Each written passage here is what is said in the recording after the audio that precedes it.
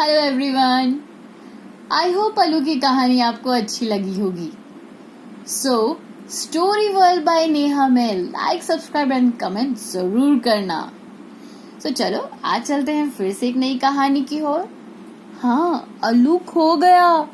कहाँ लॉस्ट हो गया? चलो देखते हैं क्या कर रहा है अलू। हर दिन अलू ऐसा सोया करता था कि जब आंख खुले तो सामने चांद दिखाई दे। एक बार उसने करवट ले ली और जब आंखें खुली तो सामने बतख और तालाब दिखाई दिए। अलू चौंक गया, हड़बड़ा गया, चिल्ला पड़ा, मैं कहाँ हूँ? उसने पूछा, मैं कहाँ हूँ, कहाँ हूँ, कहाँ हूँ? सामने बतख तैर रही थी। यह उसने अपने घर से पहली बार देखा। देखता रह गया, घबरा गया, उसके पंख फड़फड़ाने लगे। ओह, कहाँ आ गया मैं? फिर से चिल्लाया, अरे मैं खो गया मैं। वो इतनी जोर से चिल्लाया कि गिलहरी जाग गई, सर पर दौड़ कर आई। गिलहरी को देख अलू की जान में जान आई। उसने उसे कस कर पकड़ लिया। तुमने मुझे बचा लिया गिलहरी, वरना मैं तो खो ही जाता। गिलहरी के आते ही सब कुछ ठीक सा लग रहा था अलू को। अपनी जगह में कोई कैसे खो सकता है? गिलहरी ने कहा। था तो यही, पर लगा कि कहीं और हूं, अलू ने धीरे से बोला। तब तक उसने चांद को देख लिया। गिलहरी की तरह चांद भी अपनी जगह पर था, पर वो जो उसने फिर से उसी तरफ मुड़कर देखा जहां उसकी पहली नजर गई थी, बतख अब भी तैर रही थी। ये कहां से आई? अलू ने पूछा। बतख ने कहा, ये तो यहीं रहती है, यही इसका घर है।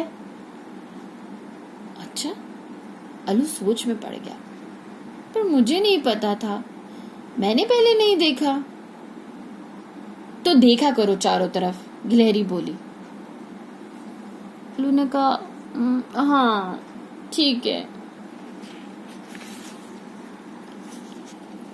तब गिलहरी ने अलू को दिखाया कि उसके आसपास क्या है।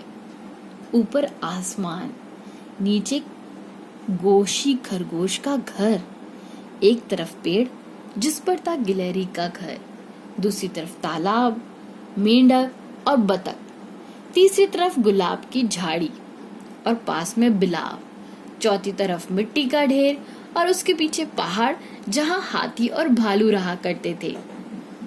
ओ, इतना सब है यहाँ? अलू हैरान रह गया। मुझे पता ही नहीं था, उसने ध्यान ही नहीं दिया था।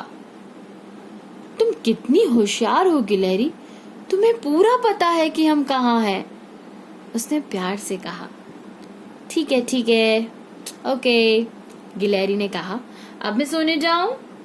और वो चली गई।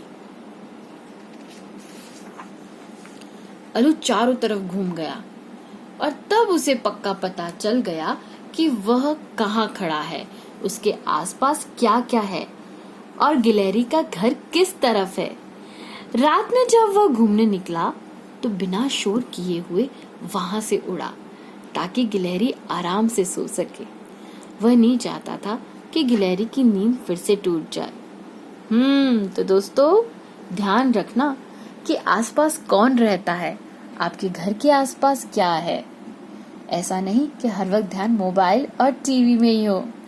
ओके, तो फिर से ऐसी ही कहानियों के साथ स्टोरी वर्ल्ड बाय नेहा में फिर से मिलूंगी। Tata, bye bye, take care.